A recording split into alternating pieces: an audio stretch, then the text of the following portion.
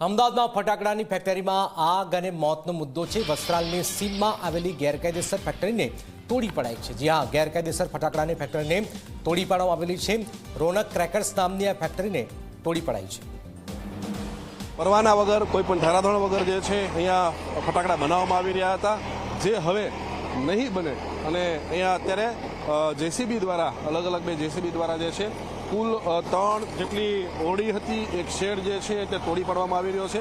અને થોડા સમય પહેલા પણ અમે આપણે દ્રશ્ય દેખાડ્યા કે આખરે કઈ રીતે અહીંયા ફટાકડાની ફેક્ટરી ધમધમતી હતી। કેમેરામેન અમિત મકવાણા સાથે ઉદય રંજન, ઝી મીડિયા, અમદાવાદ।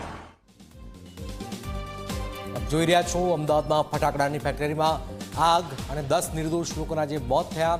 હવે આ જેસીબીથી આ ફેક્ટરીને તોડવામાં આવી રહી છે, ફેક્ટરીને તોડી પાડવામાં આવી રહી છે, જેમાં આપ જોઈ રહ્યા છો કે ફાયર વર્કર્સ ફેક્ટરીમાં પણ દબાણ દૂર કરવા છે।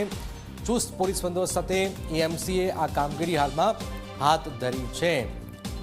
જેસીબીની મદદથી ગેરકાયદે બાંધકામ પણ તોડી પડાયું છે। ખેતરમાં 3 ઓરડી અને 1 શેડ બનાવાયો હતો, એને પણ તોડી પાડવામાં આવ્યું છે। વાસ્તુ નસીબ ફાયર વર્લ્ડ વર્કર જે છે એ હાલમાં પણ તોડી પાડવામાં આવેલું છે। ગેરકાયદે ફટાકડાની ફેક્ટરીને હવે તોડી પાડવામાં આવી રહી છે।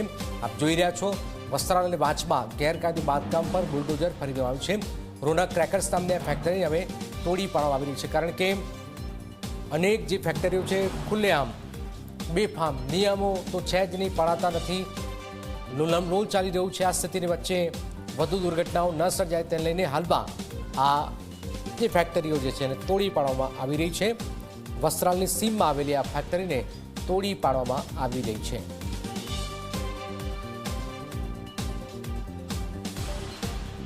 ઉદય રંજન અમારી સાથે જોડાઈ ગયા છે ઘટના સ્થળેથી। ઉદય, હાલમાં શું તોડવામાં આવી રહ્યું છે અને હાલમાં આપ શું જોઈ રહ્યા છો ત્યાં?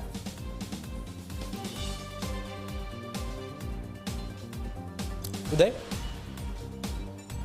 જો વાત કરવામાં આવે તો જે પ્રમાણે થોડા દિવસો પહેલા રામોલની અંદર જે ગેરકાયદેસર ફટાકડાની ફેક્ટરી ધમધમી રહી હતી, જેની અંદર બ્લાસ્ટ થયો અને આગ લાગવાથી 10 વ્યક્તિઓના મોત થયા હતા।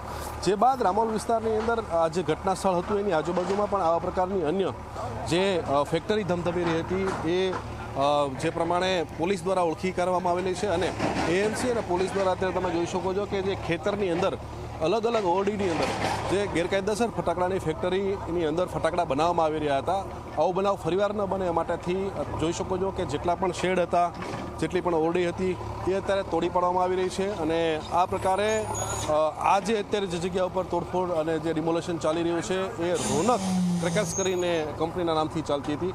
વાંચની અંદર પણ નસીબ ફાયર વર્કર્સ કરીને પણ એક જે છે એ પણ તોડી પાડવામાં આવેલી છે।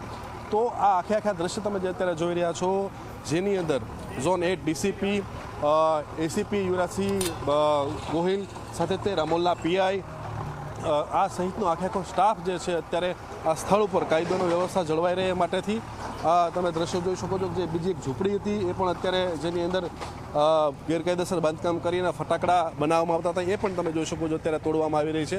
તો આવું ગેરકાયદેસર બાંધકામ જે જેની અંદર હશે અને ફટાકડા બનાવવામાં આવતા છે એ અમદાવાદ શહેર પોલીસ કમિશનરે 2 દિવસ પહેલાં જ તે મીડિયા સાથેની વાતચીતમાં જણાવેલું હતું કે ડિમોલેશન કરવામાં આવશે, એ ભાગરૂપે જ તે અને એ સૂચનાના આધારે તે તમે જોઈ શકો અત્યારે કામગીરી જે છે શરૂ કરી દેવામાં આવેલી છે। હવે ભવિષ્યમાં પણ જો ગેરકાયદેસર આ પ્રકારે ફટાકડાની ફેક્ટરી બનાવવામાં આવશે તો એને પણ તોડી પાડવામાં આવશે। ધારાધોરણો નીતિ નિયમ પ્રમાણે પરવાનગી લઈ અને જો ફટાકડા બનાવવામાં આવશે તો એ જ ચાલશે। આ રીતે રામોલની અંદર જે છે કુલ 13 જેટલી અરજીઓ આવેલી હતી, જે પૈકી એક જ ફટાકડાની ફેક્ટરીને મંજૂરી આપવામાં આવેલી હતી, બાકીની 12 જે હતી એ નહોતી આપવામાં આવેલી અને જેને લઈને જ તે તોડી પાડવામાં આવી રહી છે। હવે અત્યારે ત્યાં સમગ્ર મામલે ડીસીપી ઝોન 8 છે મયુર પાટીલ, એ આપણી સાથે વાત કરશે। સીધી હવે એમની સાથે વાત કરીએ।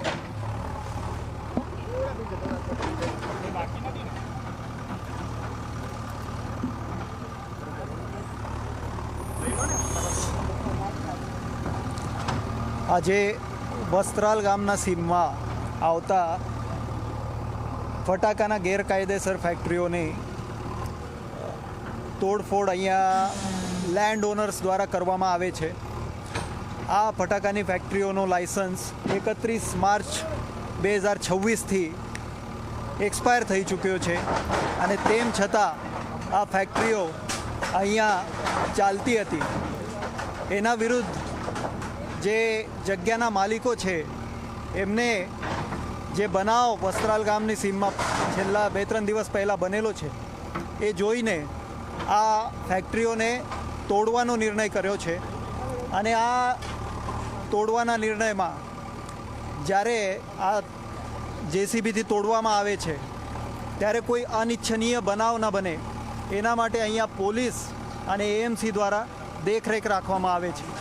આ રીતના જે પણ કારખાના વિધાઉટ પરમિશન આ એરિયામાં ફંક્શનલ હશે કે અમદાવાદમાં કોઈ પણ જગ્યાએ ચાલતા હશે એને આ જ રીતે એમના માલિકો દ્વારા તોડવામાં આવવાની બાહેધરી આપવામાં આવી છે. અને એ આવતા દિવસોમાં આપને ધીરે ધીરે બધી જ જગ્યાએ આ રીતની કાર્યવાહી જોવા મળશે. સાહેબ, કેટલા અત્યારે હાલ કારખાના જે છે કે જે ગેરકાયદેસર છે અને તેનું બાંધકામ તોડવામાં આવી રહ્યું છે? અત્યારે આપણી પાસે જે મેન્યુફેક્ચરિંગ યુનિટ્સ છે, આ 3 મેન્યુફેક્ચરિંગ યુનિટ્સ હતા, એમાંથી એકમાં આગ લાગી હતી. એનું ડિસ્ટ્રક્શન તેના ઓનરે કરી નાખ્યું છે. આ બીજા કારખાનાનું ડિસ્ટ્રક્શન અત્યારે ચાલે છે. ત્રીજાનું પણ અત્યારે આ પત્યા પછી થોડા જ સમયમાં આપને જોવા મળવાનું છે. અને એના પછી જે સ્ટોરેજ અને વેચાણના લાયસન્સો રદ થયા છે એમની પણ અમે વિઝિટ કરવાના છીએ એએમસી સાથે. એ બધાને અમે ચેક કરીશું. એમની પાસે એમના લિમિટ કરતાં વધારે માલ હશે યા પછી એમની લિમિટ એક્સપાયર થઈ ગઈ હશે અને તેમ છતાં આ સ્ટોરેજ રાખતા હશે તો એમના વિરુદ્ધ પણ કડકમાં કડક પગલાં ભરવામાં આવશે. અને કોઈ પણ રીતની બેદરકારી ફાયરને લઈને કે બીજે રીતે આ લોકોની હશે તો એમના વિરુદ્ધ અમે કડકમાં કડક કાર્યવાહી કરીશું. તો કડક કાર્યવાહી કરાશે. હાલમાં જે બ્લાસ્ટ થયો 10 લોકોના મોત થયા અને હવે તંત્ર જાગી રહ્યું છે ને હવે ત્યાં આ જે છે ક્રેકર્સના જે ફટાકડાની ફેક્ટરીઓ છે ત્યાં હવે તોડવામાં આવી રહ્યું છે.